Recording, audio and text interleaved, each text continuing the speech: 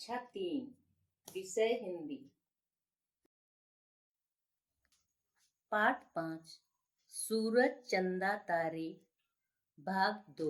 सुप्रभात बच्चों, पिछले दिन हमने सूरज चंदा तारे पाठ को पढ़ लिया है। आज हम पुनः इस पाठ को चित्रों के माध्यम से समझेंगे और पाठ में पूछे गए प्रश्नों के उत्तर जानेंगे। बच्चों, हम जानते हैं कि सूरज हमें दिन में दिखाई देता है या हमें प्रकाश देता है। इसके बिना हमारा जीवन असंभव है। चांद और तारे रात में दिखाई देते हैं। बच्चों, हम जानते हैं कि संसार में सबसे अधिक पानी समुद्र में पाया जाता है।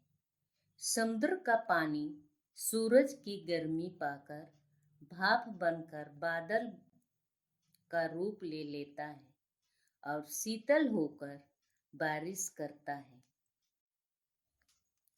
अभी हम प्रश्नों के उत्तर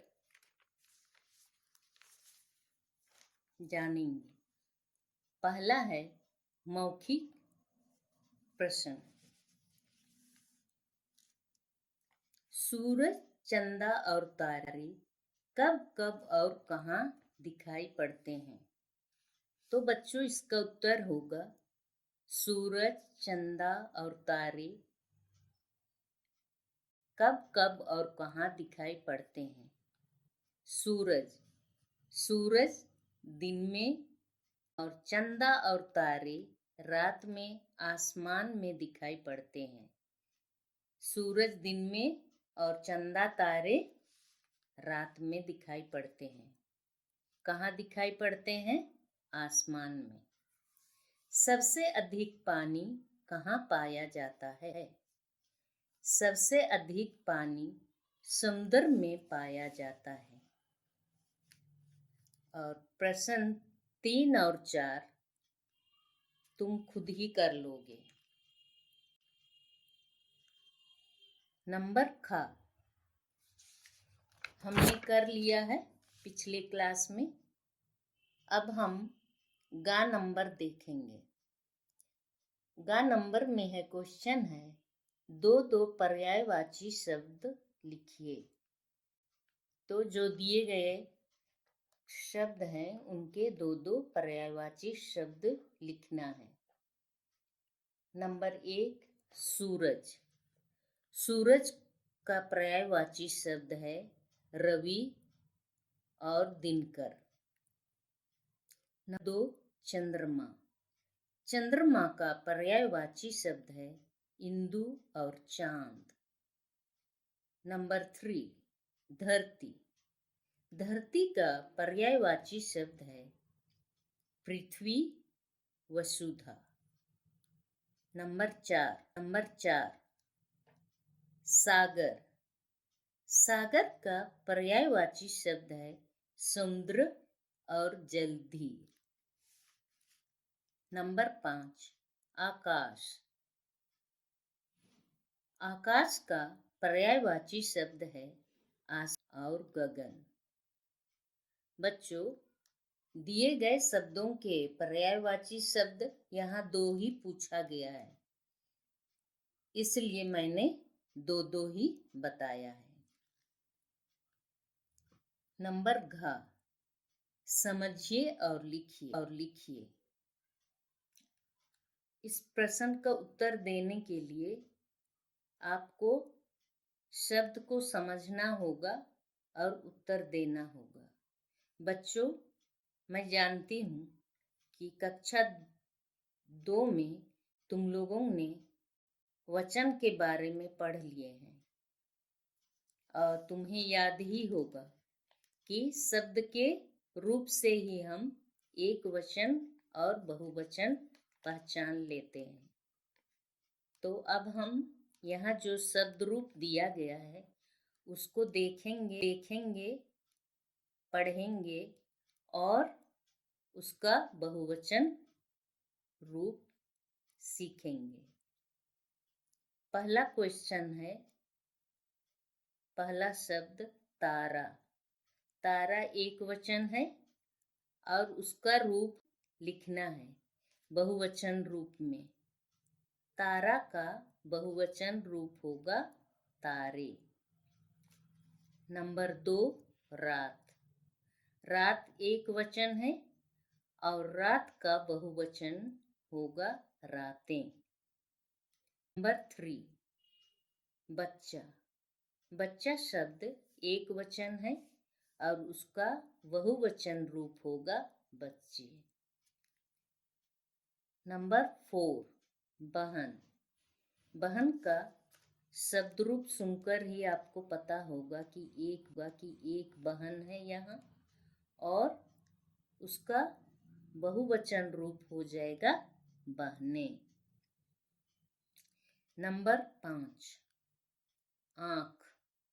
आँख एक वचन शब्द है और उसका बहुवचन रूप होगा आँखें। नंबर 6, बेटा। बेटा शब्द एक वचन का रूप है और उसका बहुवचन रूप बेटे है। अब हम पाठ के प्रश्नों के उत्तर सीखेंगे। प्रश्न 1, दादी जी कहाँ से आई थीं? दादी जी गांव से आई थीं। 2, समुद्र को गुस्सा क्यों आया? उसका उत्तर है, सूरज की गर्मी से समुद्र का पानी उबलने लगा था, इसी कारण समुद्र को गुस्सा आया। 3, सूरज और चंदा डर के मारे कहाँ चले गए? उत्तर, सूरज और चंदा डर के मारे आसमान में चले गए। समुद्र का गुस्सा देखकर सूरज और चंदा डर गए और वे जगह ढूंढने लगे कि वे कहाँ सुरक्षित रहेंगे।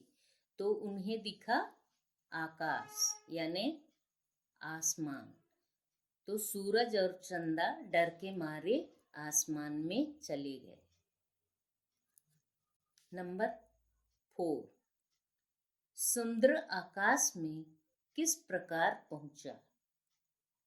उत्तर, समुद्र ने अपने जल का रूप बदला और भाप बनकर आकाश में पहुंचा।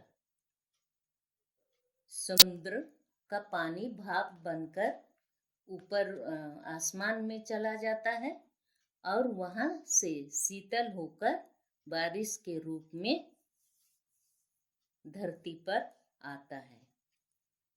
तो समुद्र आकाश में किस प्रकार पहुंचा? उसका उत्तर होगा, समुद्र ने अपने जल का रूप बदला और भाप बनकर आकाश में पहुंचा।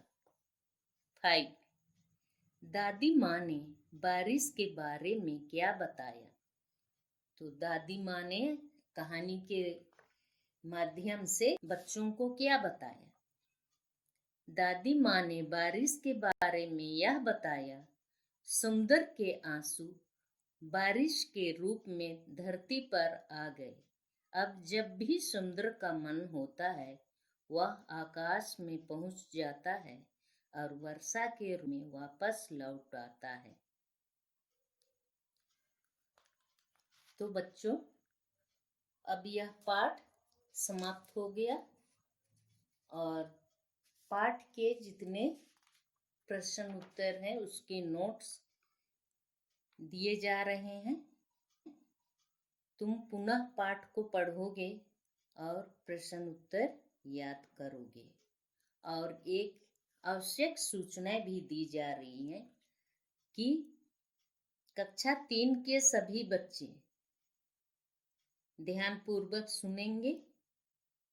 शुरू से जो हमने पढ़ा है 15 मई तक के हिंदी कार्य अपनी हिंदी कॉपी में पूरा करेंगे।